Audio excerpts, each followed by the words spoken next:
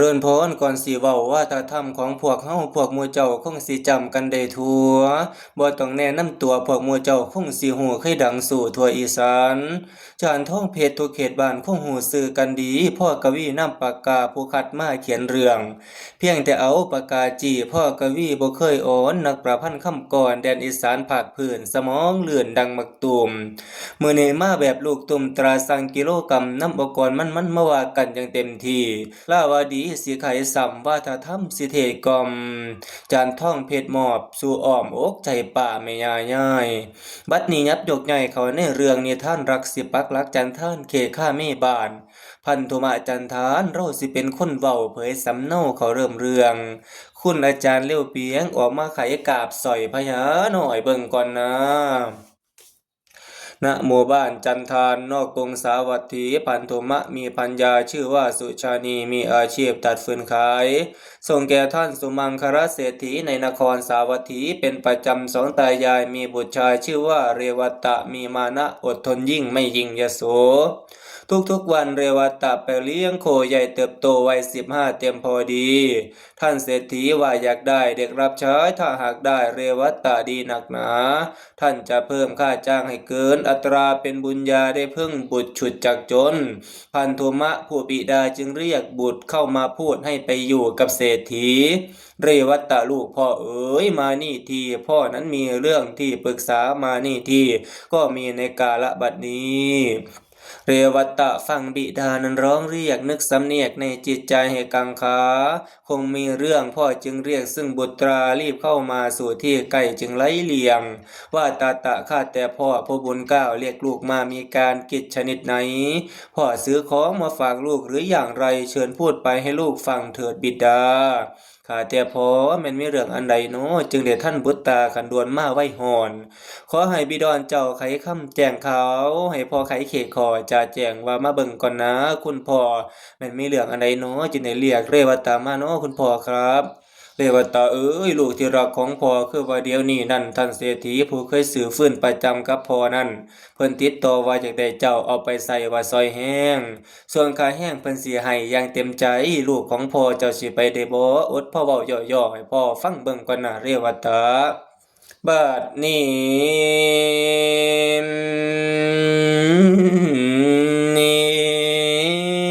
ละเรวตานอนก้อยพาทีแถลงก้าวจิตกสันได้โอ้อาถึงความจนเขาบีบคั้นเนี่ยสวดตันเตือนอยู่วางคอมซาที่นอนินแก้วบ่สมพอยันสูงคาเนวไก่ป่าบินขึ้นบ้านบ่มีเมื่อว่าสิคานอันแนววังน้ำจันบ่สมมัวกุนชะลัวสัวสิเอาไพศาลหลวงลงก็คงแย่เฮาเป็นแพ้ผืนปอดามมาโกฝ่ายเส้นย่อยห่มเข้าเมืองสิวิไลย่านขอหนัวเยาะเย้ยกะยามหน้าดาประจานนี่บุญสมเพิ่นพลาน้อยบ่หวังคอยได้สดบวงดอกพอเอ้ยสมแต่ให้เก็บเกี่ยที่เขาเทียงอยู่ฟังมูลทุนบ่มีสิขายขายืมคนก็จนเป่าเฮาเป็นเสือไผบ้านบ่หันสู่ดอกไผเมืองแสงตะเกียงกับไฟฟ้ามันใกล้กันคนละลวงโศกของเฮาบ่เข้าข้างแม่นแทงแล้วถูกแต่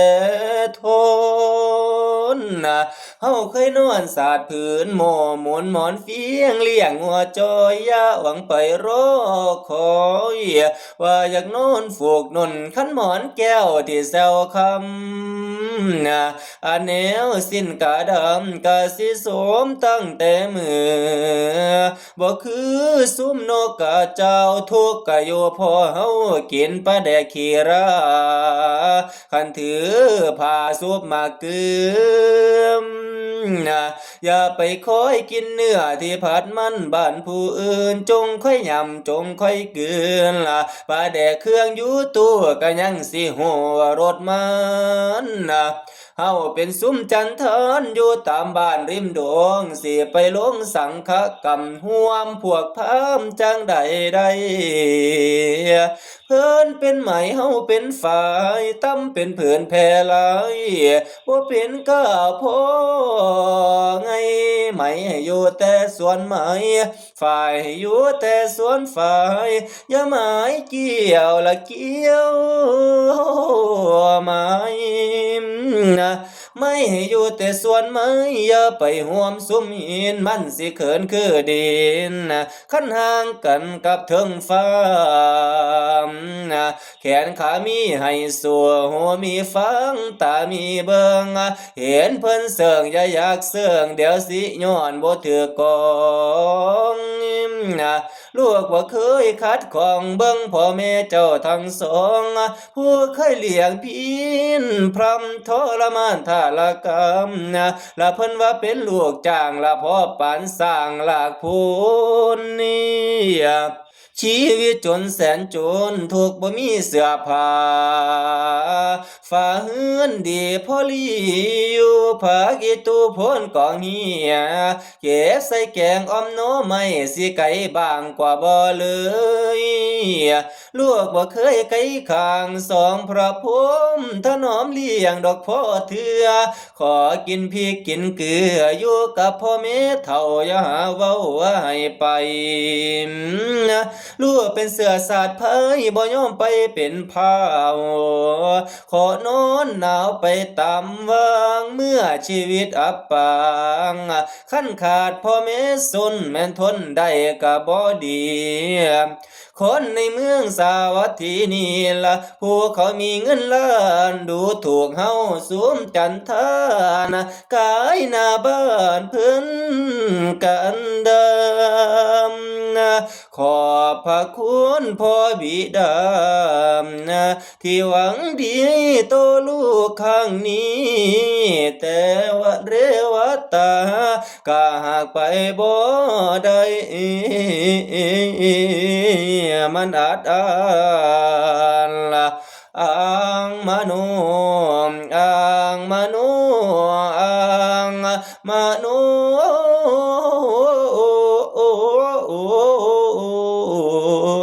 เด้อนมบัดนี้พันธุมาเทาจาโตเรวตาทำใจผู้ใจพาโตลูกสายขยายลมวาเรวตา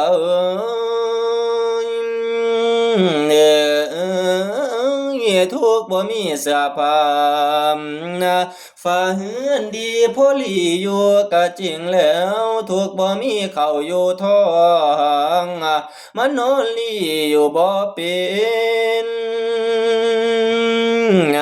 ก็เล่นเต้นไตไม่ก็ออกไตละน้ำโกนมันก็เป็นคือคนเที่ยวแสวงหากินละใส่พุงเนาะเต็มท้องกะดำตกในห้องในเมืองหงเพศบ่องบ่ฝักไฟอยากเป็นหงก็คงสิบ่ย่อยดูนาละเบิ่งกามสิ้นซาตาพาคนขานบ่เอาการเอางานขาแต่เว้าว่าสิ้นน้อยคอยแต่กินน้องสร้างขาผัดห่างละอย่างนี้เกินว่าชีวิตนี้มีลมอยู่หันใจอีกสักวันคงมีหวังขันบ่ตายไว้สิ้นเนี่ยถ้าหากบ่มีดินจ้างก็บ่มีฟ้าบ่มีซุ้มพอหน้านายละสิได้ละหยังนอขาร่มปากที่สอพอแม่นสิคุยอยู่ยังเมื่อบ่คือเว้าละซื้อตรงขันมีดงต้องมีไม้มีคันไถต้องมีคาดมีนักปราชญ์ท่านผู้รู้คนหัวกะหอมมี คนผู้ดีคนผู้ร้ายตายคือกันลูกอย่าบ่นเมื่อเฮาเกิดมาจนลูกจงได้ปราบเปื้อนเพราะกำสร้างและแต่งเอาท้องสิดีก็เพราะเบาสร้างเขาโลลงหลอมถึงเฮาเป็นท้องปลอมก็ย่อมดีกว่าเบียนหามชีวิตจนทนรับจ้างหาสตางค์ด้วยหยาดเหงื่อก็ยังดีกว่าเสือที่ถูกขังอยู่ทำบ่เจอเนื้อละต้นไข่ไม่กระเพื่อที่แสนยุ่งอยู่ในบงก็เกินค่าไม่บ่มีราคาใดสิเปลืองผ้าอีโปละคนหล่นบัดเมื่อหนาว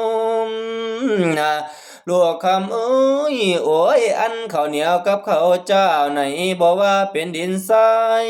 ละหิวก็ยามใดได้เพิ่งพิงกินแก้มหน้าประแจ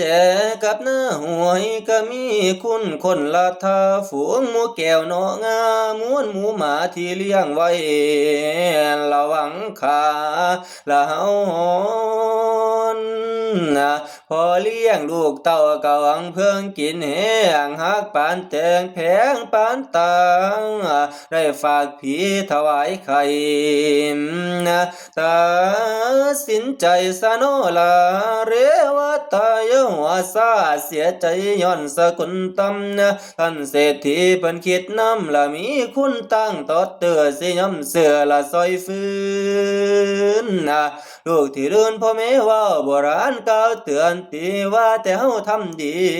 ละแม่นอยู่ใส่บ่ตกดอยซอยครอบครัวเบิ่งดูละอนาคตวาสนามันบ่แน่ละคงเที่ยงลูกไปอยู่ในเมืองอาจสิดีบอกบ่แล้ว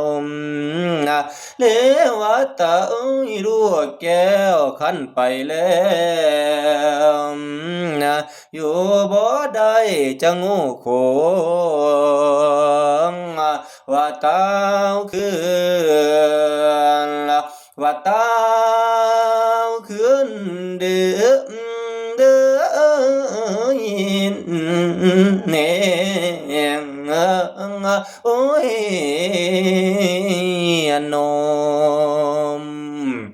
ตัดสินใจสนอราเรวัตะยาหัวซาเสียใจย้อนสกุลตาม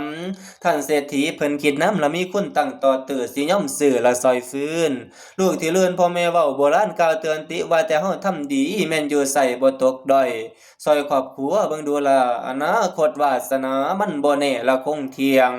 ลูกไปอยู่ในเมืองอาสิดีบอกบ่แล้วเรวัตะเอ้ยลูกแก้วคันไปแล้วอยู่บ่ได้จะโง่โค้งว่าตาวคืนสันละเรวัตะลูกที่รักของพ่อ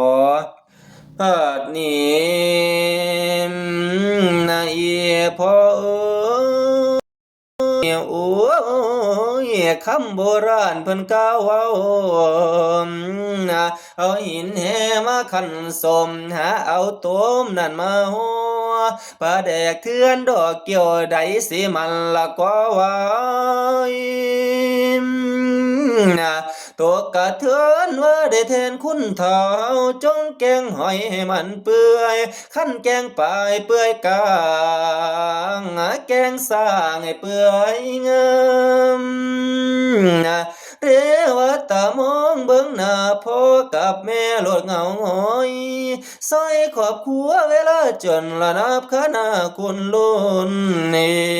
ละโอ้ชีวิตจนแสนจนทุกบ่มีเสื้อผ้า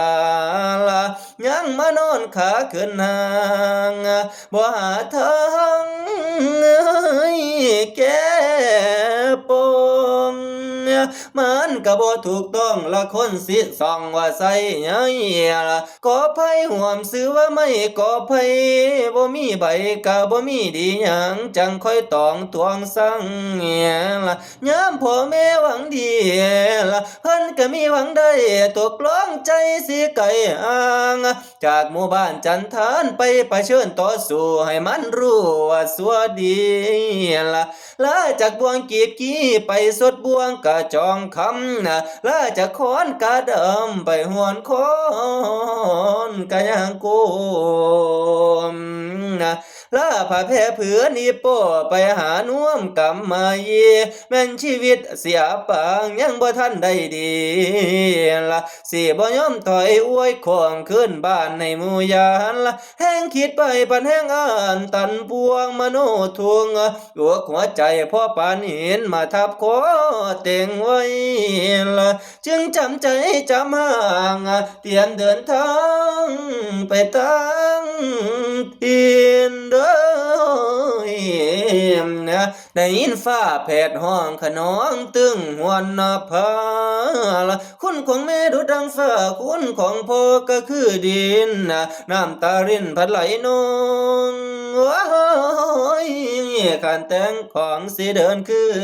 ละพ่อพายางลงเฮือนขึ้นไปนั่งอยู่ทั้งเกวียนห่างการเดินทางนับแต่มือสิไกลห่างเอิ้นสั่งซุ่มขอบข้างขันเฮือนไกลเพิ่นก้าวทำคิดนี่เห็นยามไปเลี้ยง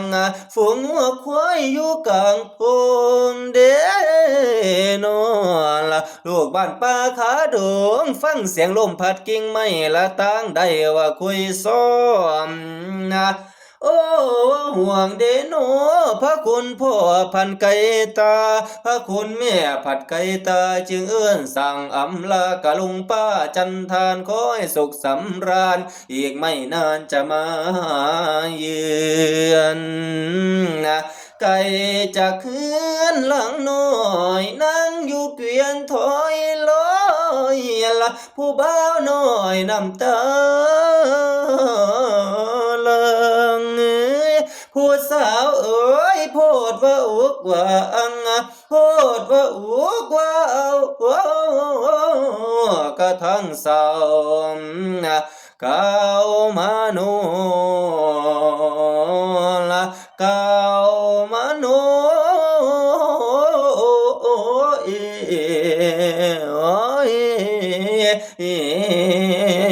นมจากนั้นเรวตะก็ถูกบิดานำเข้าสู่กรุงสาวัตถีก็มีนากาละครั้งนั้นพันธุมะนำพาเอาเรวตะจากคามีเข้าสู่กรุงสาวัตถีฝากแก่ท่านก็รับแต่โดยดีฟืนก็มีท่านก็ซื้อถือกันเองก่อนจะกลับสู่ดินถิ่นกำเนิดจึงได้เปิดคำโบราณกล่าวเตือนสอนบอกเรวตะให้รู้หมดทุกตอนมีสุนทรว่าดังนี้จงฟังเอาบัดนี้พันธุมาเท่าเอาจะตัวเรวตะละก่อนสิไลเลิปางลูกชายคืนบ้านเรวตะ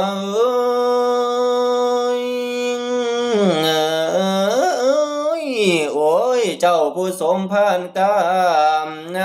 มาทำงานอยู่บ้านเพิ่นอย่าได้เกิดเขินอันใดนั่นให้มันเพียน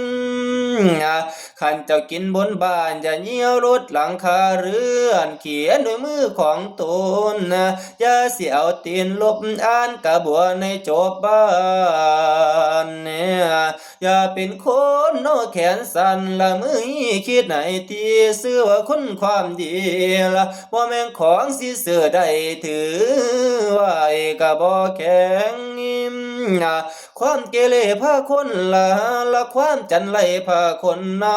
ปากอย่าหนักหูอย่าเบาเว้าให้มันชัดถ้อยคันมีอ้อยตื้มตาลงานคือเงินคืองานอย่าเกียจข้านเพิ่นว่าสันหลังยาวนอนหูจักยามนอนลูกหูจักยามลุกตื่นแต่มันบ่ทันแจ้ง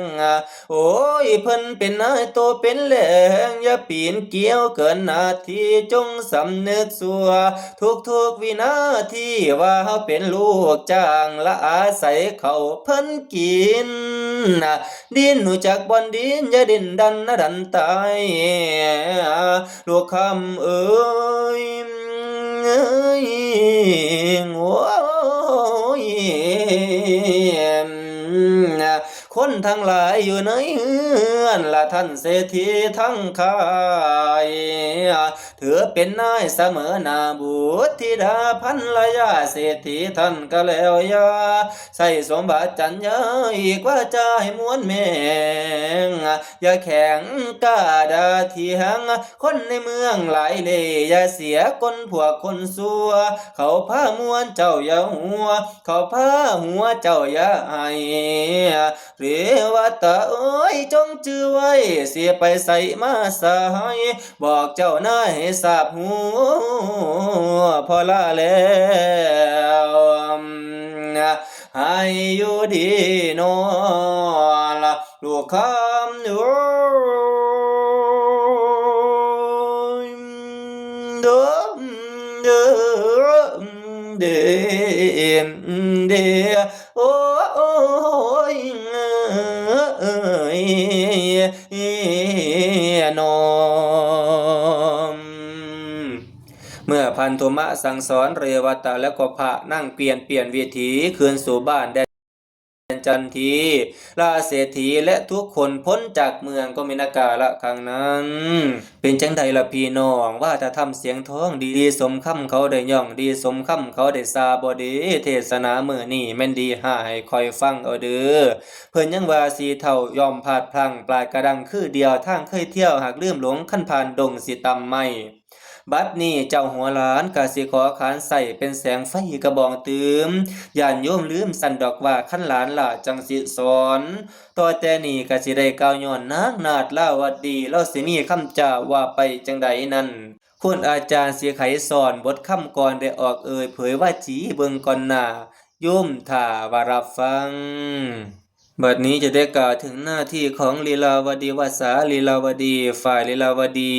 ลูกเศรษฐีสุมังคระนับแต่วันเรวตะมาอยู่บ้านไม่นานนักเธอคอยคิดรักเรวตะอย่างล้นเหลือสงสารเธอทำแต่งานคงจะเพียหาทางเกื้อให้เธอสุขคงจะดีในตอนนี้พ่อเศรษฐีหนีไปค้าอยู่ต่างเขตฉันสังเกตพี่และแม่ของดิฉันด่าเรวตะทุกวี่วันทั้งไอ้นั่นทั้งไอ้โง่คนเด่นคนในตอนนี้สมมุติว่าเรวตะเอาชนะใจลีลาวดีอย่างสุขุมเธอไปพักอยู่กระท่อมที่สุมทุมกลางคืนกุ้มหนีไปคุยทั้งฝากของฝากผ้าสารพัดกลางคืนนัดพบกับเธอในเขตสวน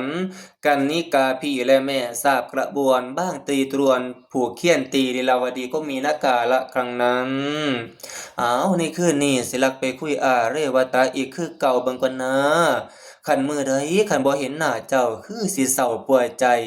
เมื่อลีลาวดีได้พูดจบแล้วก็เข้าสู่ในเขตสวนก็มีนากาละครั้งนั้น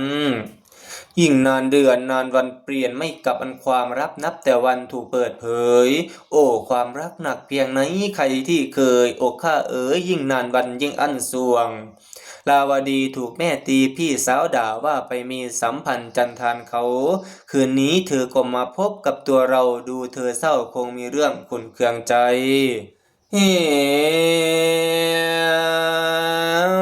นายนาทีที่เธอลำมาคุยนำเวลาคำแล้วดีรักของเธอสังมีกรรมนางบ่ไข่ป้องทางละทางสิโหละบ่มีภาวะการแบบนี้จากเสียจังใดโนพอเศรษฐีบ่เนาอันละโสดเปลี่ยนไปตั้งหลายด้านความสาบานทั้งสองข้างระหว่างราวดีนางกับหนุ่มน้อยผู้คนเสือเป็นจังทรงสิบ่คือหมาวัดปองดอกฟ้าอีกายนั่นใสหงลาวดีเธอเป็นห่วงที่สูงค่าลอยเวหาเหนือเม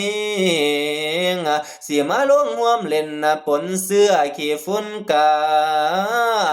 ผิดตำราทั้งผิดเงียงผิดของเมืองทั้งผิดแง่นั่งเลื่อนพ่อเลื่อนแม่พ่อปันข้ามมื่นหมอ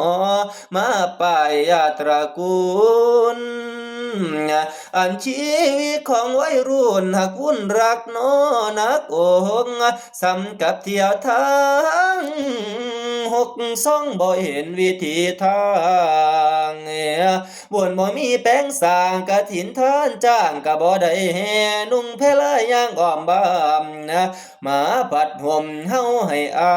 ยโอ้เพื่อนทางฝ่ายอายแม่นตายเกิดจากพันกามมีคนถามก็สิรับว่ารักเธอบ่แปรเปลี่ยนพี่ดูเส้นเจ้าของแล้วบ่มีทางสิได้ผ่านเนื่องจากรักมีกำแพงกันกลางระหว่างน้องและอายสิปีนไปบ่มีหวังเดิมพี่เป็นเสื้อสาดเผยประชาภัยไทยพี่เหลือละคืนละมื้อนอนฝันกะส่วนเฮดอกหามเองอาศจรรย์เป็ดเดละอยากก้อยคนดอกซ้อนไก่ตีนเป้มเป๋ตีนเป้มเป๋สิปีนขึ้นกะบ่ไหวพะนังนาละเอาเพื่อนทางไฟอ้ายพี่ก็หากรักเจ้าได้บ่ผิดคายทางกฎหมายดอกนางเอ้ยแต่ศักดิ์ศรีของชายก็ซ้ำดอดินแลงเธอเป็นนายอ้ายเป็นแหลงอยากอายพายถุงแดงแนวลูกแหล่งตะกูลตามเด้นวลบุญบ่สมท้องคำกาสิสมตั้งแต่ข้างเกที่อยากก้นคู่กะแปงขึ้นซื้อว่าเสื้อซาดแห้งบ่อาจแต่งให้เป็นกาลาโอ้ยขอบใจเธอที่มาหาขอบพระคุณที่เธอช่วยศาสตร์ว่าหางขี้โกสวยผิดหางแล่นตั้งหลายหมื่นหางขี้โกขาดแล้วดินพ่อปานอ้ายบ่าวพี่ชายอยากได้ลูกสาวน้อยเหลียวเบิ่งเป็นดินพ่อปานหางขี้โกขันเดี๋ยวเบิ่งส่งเจ้าของแล้วปากบ่ไปละความฮักเอาบ่ได้ซ้ำมาเฮาเรือบินล่ะพี่ขอเดินตามดินไปตามบนละขอบพอทวนดอกมาหน่อยบ่หวังคอยสิเล่มกลางแกงยอดยังใส่สางปามอยู่ตามศาสตร์วาสนาลาวาดีอย่าก้าวเกี่ยวโอ้ยเดี๋ยวว่าแม่อีน้องหูสงสารเจ้าละแม่สิตีละพระนางโอ้ยเด้อเอ้ยนมจังสันละเล่าวดีเอ้ยพี่ก็เป็นคนจันท่านตระกูลตำบลบ่สนท่องคำกาเจ็ดสมตั้งแต่คังเกที่ยากลกูกะแปงขึ้นชื่อว่าเสื้อสาดแห่งบ่อาจแต่งให้เป็นกาขอบใจเธอที่มาหาขอบพระคุณที่เธอช่วยศาสตร์ว่าหางกีโกสวยพิษหางเล่นตั้งล้านหมื่นหางกีโกขาดแล้วดินพ่อปานอ้ายบ่าวพี่ชายสันละเล่าวดีเอ้ยกลับคืนไปซะมาดนี้ราวดีน้อยก้อยสุนทรปอนเขาสายรักสุดอกสุดใจล่ะไผสิว่ากะสร้างไผสิติกะสร้างสิ้นนี่บ่ยินร้ายคันและดีสาศักดิ์ศรีบ่แม่นแนวน้อยกินได้แล้วกับไทยบ่แตกต่างคุยก็ดีทอคุยสร้างก็ดีทอสร้าง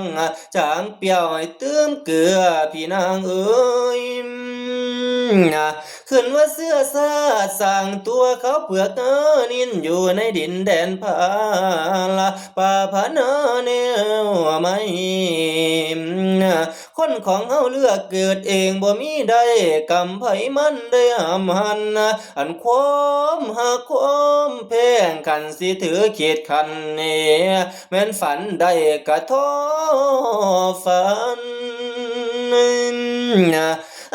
ภาษาโลกนี้นั่นก็คือว่าสมมุติจนหรือรวยคือมนุษย์นะขึ้นเส้นบนบ่มีได้นะใจไผมันประสงค์แล้วละเมืองแก้วกระดันอ่อนละพักจอกลอยอยู่น้ำยังมีมือดอกปงเขียวนะน้ำท่วมไหลหลากเกี่ยวปั้นไฟลัดก็ยังพังอุปมาก็คือดังกระดังลาวดีน้อ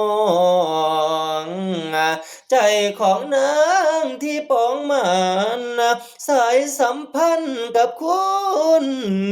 พิมพ์แม่นสิมีสิ่งกันตันหนาสิคอยเปลี่ยน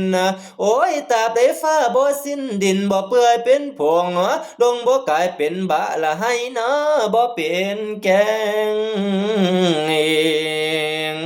โคกสะแบงบ่เป็นผ้าเอาลาวกับไทยยังเที่ยวทองแม่น้ำของที่ขีดขันตันนาสิคอยลอยโอ้ยยังหวานอยู่จังโอ้ยนางบอกไปพี่ชายหนีราวดีบ่ยอมหยุดขันหมดมวยจนตัวมวยหวยบ่มีเขาเกินพ่อสามเขากะบ่เว้ากับคนอื่นยากปานใดก็สิบืนปืนกระสุนลูกหมูบ่หมดเกี่ยงสิเสียงตายโอ้ยต่อให้พ่อแม่อ้ายปล่อยแซงสิทนอดลาวดีสิบ่ยอมใจคดสิซื้อตรงประสงค์อ้ายตายก็ตายอยู่กับเจ้าเอาก็เอากับคุณพิมพ์ความทุกข์ยากจนมีบ่สำคัญคันท้อก้อยมีมั่งก็แค่ตายละพี่นางเอ้ยมีผู้ชายหมื่นล้านมาอมอ่านเอาอวนนางบ่หันไปมองคันส่องดูผู้ใดซ้ำแม่นสองตีนสิเป็นพำผู้ที่น้องสิเดินนำบ่ยอมย่างคือคนพิมพ์พี่นางเอ๋ยยอมเสียเกียรติลูกเศรษฐีเอาให้โลกได้สาเรื่องกันเลยย่องว่ารักจริงสิว่าหญิงคือน้องพยองโตโมเกินตูอ้าวขันบ่เสือก็ลองดูหากสัตว์นี้บ่ได้แม่นตายแล้วกาบ่แหงแล้วล่ะนะพี่โว้ย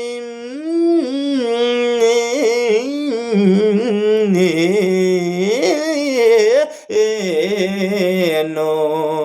มเป็นจังใดละพวกพี่น้องว่าจะทำเสียงท้องสื่อขน้องปานเสียงฝ่ามีหลายองค์เทศหลายหน้าเทศน้ำกันได้ซ่อนโอเทศระบบแอคโคเสียงส่อนหม่อนกระจายว่าจะทำเสียงท้องคณะฉันมีแอคโคไว้รับใส่พวกพ่อแม่หามีเงินหากสนใจเชิญไปหาวาสีมาบ่ขินเจ้าบัดนี้หันมาเข้าในนิทานตามนาทีนางกหปัตตานีสิเตียนติลูกหลาสิจ๋าเว้าว่าจังใดคุณอาจารย์กสิได้ออกเผยว่าจาเทศนาให้โยมฟังสิว่าไปจังใดนั่นฉันผู้บรรยายเรื่องสิเศร้าลงปงนาทีบันบอนมีค่อยฟังทันเพื่อนอาจารย์ผลเด้อคุณโยมเอ๋ยหน้าบัดนี้จะได้กล่าวถึงนางกหปัตตานีเมื่อนางกหปัตตานีรู้แน่ชัดว่าลีราวดีแอบไปมีสัมพันธ์รักกับเรวตะแล้วจึงเรียกนางเข้ามาสู่ที่ใกล้และถูกเคี่ยนตีดาประจานด้วยโวหารแห่งคำกรว่า